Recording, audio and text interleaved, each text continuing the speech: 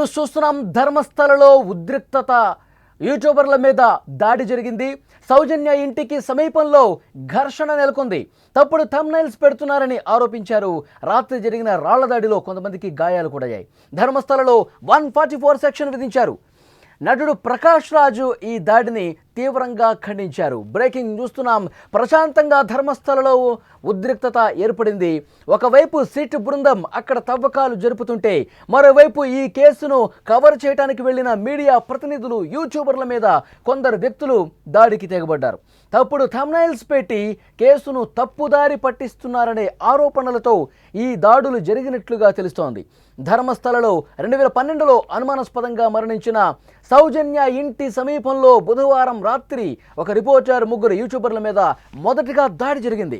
మొదట 50 నుంచి 60 మంది స్థానికులు అక్కడికి చేరుకుని మీడియా ప్రతినిధులతో వాగ్వాదానికి దిగారు. మీడియా ప్రతినిధులు, యూట్యూబర్లు తప్పుడు థంబ్నైల్స్ పెడతా ఉన్నారు, తమ ఉద్యమాన్ని తప్పుదో పట్టిస్తూ ఉన్నారు. అక్కడ వాళ్ళు తీవ్రంగా ఆరోపణలు చేశారు. అక్కడ ఈ వివాదం అనేది పెరిగి పెద్దదైంది. తోపులాట జరిగింది, వాగ్వాదం జరుగుతోంది. యూట్యూబర్లకు మద్దతుగా ఇంకొంతమంది యువకులు కూడా వచ్చారు. పరిస్థితి మరింత ఉద్రిక్తంగా తయారైనటువంటి పరిస్థితి. అంటే తప్పుడు థంబ్నైల్స్ పెడుతూ ఉన్నారు, సమాచారం సరిగా ఇవ్వటం లేదు, లేనిపోనివి కల్పించి చెప్తా ఉన్నారు. అందుకనే అక్కడ గొడవకి దిగారు కొంతమంది ధర్మస్థల గ్రామస్తులు. అయితే యూట్యూబర్లకి మద్దతుగా కూడా కొంతమంది మాట్లాడిన పరిస్థితి. యూట్యూబర్లు చేయబట్టే, యూట్యూబర్లు కొన్ని వీడియోలు చేయబట్టే యూట్యూబర్లు నిజాలను వెలికి తీశారు అని చెప్పి యూట్యూబర్లకు మద్దతుగా మరికొంతమంది ముందుకు వచ్చిన పరిస్థితి. ఈ నేపథ్యంలో 2 వర్గాలు తోపులాట జరగడంతో ఒకళ్ళ మీద ఒకళ్ళు రాళ్లు కూడా విసురుకున్నారు. పోలీసులు వెంటనే రంగంలోకి దిగి లాఠీ చార్జ్ చేయాల్సిన పరిస్థితి వచ్చింది. అక్కడ గొడవ పడుతున్న వాళ్ళని చెదరగొట్టాల్సిన పరిస్థితి ఏర్పడింది. ఈ దాడిలో కొంతమందికి గాయాలు కూడా అయ్యాయి. ప్రస్తుతం ధర్మస్థల సమీపంలో మీడియా ప్రతినిధులు, యూట్యూబర్లపై జరిగినటువంటి దాడి ఘటనపై ప్రజలు కూడా రియాక్ట్ అవుతున్నారు. సౌజన్య కేసులో న్యాయం కోసం పోరాడుతున్న వారిని మీడియా, యూట్యూబర్లు తప్పుడు వార్తలతో అవమానిస్తున్నారని అక్కడ వారు చెప్తా ఉన్నారు. తప్పుడు థంబ్నైల్స్ పెట్టి కేసును తప్పుదారి పట్టిస్తున్నారని, అందుకే ఈ దాడి జరిగినట్లుగా చెప్తా ఉన్నారు. ధర్మస్థలలో ఉద్రిక్త పరిస్థితులు కొనసాగుతుండడంతో పోలీసులు మరింతగా అప్రమత్తమయ్యారు. మరికొన్ని బలగాలు కూడా ధర్మస్థలకు చేరుకున్న పరిస్థితి. ఎలాంటి అవాంఛనీయ ఘటనలు జరగకుండా ఉండేందుకు ముందు జాగ్రత్తగా ధర్మస్థలలో 144 సెక్షన్ కూడా విధించారు. అక్కడ గుంపులుగా తిరగటానికి ప్రస్తుతం వీల్లేదు. ప్రజలు సహకరించాలని పోలీసులు కోరుతూ ఉన్నారు. మరిన్ని అదనపు బలగాలు కూడా ధర్మస్థలలో మోహరించి పరిస్థితిని కంట్రోల్లోకి తీసుకొచ్చే ప్రయత్నం చేస్తూ ఉన్నారు. ఇక ధర్మస్థల దాడుల ఘటనలో గాయపడ్డ మీడియా ప్రతినిధి ప్రస్తుతం ఆసుపత్రిలో చికిత్స పొందుతున్నారు. గాయాలతో ఉన్న ఒక వీడియోలో ఆయన తన ఆవేదన వ్యక్తం చేశారు. దాడి చేసిన గూండాల నుంచి ప్రాణాలు కాపాడాలంటూ వేడుకున్న పరిస్థితి. ధర్మస్థలలో దాడికి గురైన మీడియా ప్రతినిధుల్లో ఒకరి తలకు, శరీరానికి గాయమైంది. ధర్మస్థలలో సిట్ తవ్వకాలను కవర్ చేయడానికి వెళ్ళినప్పుడు ఈ దాడి జరిగిందని చెప్పారు. బిగ్ బాస్ రజత్ ఇంటర్వ్యూ తీసుకుంటున్నటువంటి సమయంలో కొందరు వచ్చి దాడి చేశారని చెప్తా ఉన్నారు. దాదాపు 50 నుంచి 60 మంది దాడికి పాల్పడ్డారని, తనతో పాటు ఉన్న 3 యూట్యూబర్లు, కెమెరామెన్ కూడా రోడ్డు మీద పడేసి కాళ్ళు చేతులతో కొట్టారని, తమ కెమెరాలను కూడా ధ్వంసం చేశారని అతను చెప్పుకొచ్చాడు. ఈ దాడి చేసిన వాళ్లను అరెస్టు చేయాలని ఆయన కోరుతా ఉన్నాడు. ఆయన ఏం మాట్లాడాడో ఒక్కసారి మనం ఇప్పుడు విందాం. ಈಗ ನಾನು ಹಾಸ್ಪಿಟಲೈಸಲ್ಲಿದ್ದೇನೆ. ಇವತ್ತು ಧರ್ಮಸ್ಥಳದಲ್ಲಿ ಸೌಜನ್ಯ ಅವ್ರ ಮನೆಗೆ ಹೋಗೋ ರೋಡಲ್ಲಿ ಬಿಗ್ ಬಾಸ್ ರಜತ್ ಅವ್ರ ಇಂಟ್ರ್ಯೂ ತಗೋಬೇಕಾದ್ರೆ ನಾನು, ಕುಡ್ಲ ರಂಪೇಜ್ ಅಜಯ್ ಅವರು ಮತ್ತು ಅವ್ರ ಕ್ಯಾಮ್ರಾಮ್ಯಾನು, ಸಂಚಾರಿ ಸ್ಟುಡಿಯೋ ಸಂತೋಷ್ ಅವರೆಲ್ಲರೂ ಇದ್ದಾಗ ಧರ್ಮಸ್ಥಳದಿಂದ ಆಟೋದವ್ರು ಬಂದು ಒಂದು 50 ಜನ ನನ್ನ ಮೇಲೆ ಅಟ್ಯಾಕ್ ಮಾಡಿದರು. 50 ಜನ ಆಟೋದವ್ರು ಬಂದು ನನ್ನ ಮೇಲೆ, ನಮ್ಮ ಪೂಜಾರಿಗೆ ಅಪಮಾನ ಮಾಡ್ತೀಯ, ಇವತ್ತು ಬಿಡಲ್ಲ ಅಂತ ಹೇಳಿ ರೋಡಲ್ಲೆಲ್ಲ ನಮ್ಮನ್ನು ಬೀಳಿಸ್ಕೊಂಡು ಕಾಲಲ್ಲೆಲ್ಲ ಒದ್ದು, ಹೊಟ್ಟೆಗೆ, ಕಾಲಿಗೆ, ತಲೆಗೆಲ್ಲ ದುಂಡಲ್ಲೆಲ್ಲ ಹೊಡೆದು ಎತ್ಕೊತ್ಕೊಂಡು ಕೂರಿಸಿ ತಲೆಗೆಲ್ಲ ಹೊಡೆದು, ತಲೆ ಸುತ್ತು ಜ್ಞಾನ ತಪ್ಪಿಳವ್ರಿಗೂ ಹೊಡೆದ್ರು. ಎಲ್ಲರೂ ರೆಕಾರ್ಡ್ ಮಾಡ್ತಿದ್ವಿ. ಇದೆಲ್ಲ ಕ್ಯಾಮ್ರಾ ಎಲ್ಲ ಹೊಡೆದಾಕಿದ್ದಾರೆ. ಆಮೇಲೆ ಅಲ್ಲಿ ಲೋಕಲ್ಸ್ ಅವರು ಯಾರು ಕಾಪಾಡೋಕ್ಕೆ ಬರಲಿಲ್ಲ. ಅವ್ರು ಬಂದ್ರೂ ಅವ್ರ ಕಾಲಿಗೆ ಬಿದ್ದರೂ ಬಿಡಲಿಲ್ಲ. ಅವರು ಎಲ್ಲರೂ ಒಂದೊಂದು ಏಟು ಹೊಡೆದ್ರು. ಆನಂತರ ಆಮೇಲೆ ಈಗ ಹಾಸ್ಪಿಟ್ಲಿಗೆ ಕರ್ಕೊಂಡು ಬಂದಿದ್ದಾರೆ ಒಂದು ಹಾಸ್ಪಿಟ್ಲಿಗೆ. ICUಲಿದ್ದೀವಿ. ನಮಗೇನಾದ್ರು ಆದರೆ ಅವರೇ ಕಾರಣ. ಅಲ್ಲಿ ಲೋಕಲ್ಸ್ ಅವರು ನಮ್ಗೆ ಯಾರ್ಯಾರು ಹೊಡೆದ್ರು ಅನ್ನೋದು ಎಲ್ರಿಗೂ ಗೊತ್ತು. ನಮ್ಮ ಕ್ಯಾಮ್ರಾದಲ್ಲಿ ರೆಕಾರ್ಡ್ ಆಗಿದೆ. ನಾವು ಹುಷಾರಾಗಿ ಬಂದರೆ ನಾವು ಯಾರ್ಯಾರು ಹೊಡೆದ್ರು ಅಂತ ತೋರಿಸ್ತೀವಿ. ನಮಗೇನಾದ್ರು ಆದರೆ ಹೇಳ್ದಂಗೆ ಅವರೇ కారణ.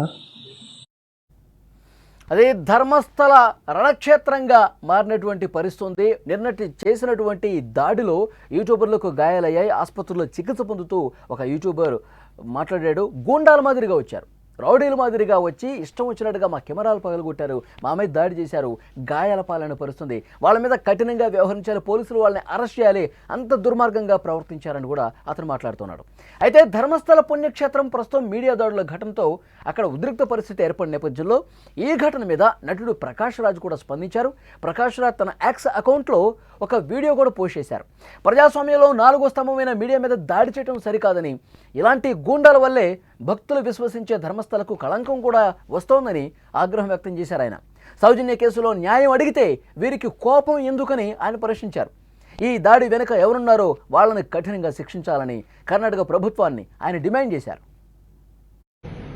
ಇದು ಧರ್ಮಸ್ಥಳದಲ್ಲಿ ಸೌಜನ್ಯಗಳ ಪರವಾಗಿ ನ್ಯಾಯ ಕೇಳ್ತಾ ಕೆಲಸ ಮಾಡ್ತಿರೋ ಪತ್ರಕರ್ತರ ಮೇಲೆ ಹಲ್ಲೆ ಮಾಡಿರೋದು ಖಂಡನಾರ್ಹ. ಇಂತಹ ಗೂಂಡಾಗಳಿಂದಾನೇ ಲಕ್ಷಾಂತರ ಜನರು ಪೂಜಿಸುವ ಮತ್ತು ಗೌರವಿಸುವ ಧರ್ಮಸ್ಥಳಕ್ಕೆ ಕೆಟ್ಟ ಹೆಸರು ಬರ್ತಾ ಇರೋದು, ಕಳಂಕ ಬರ್ತಾ ಇರೋದು.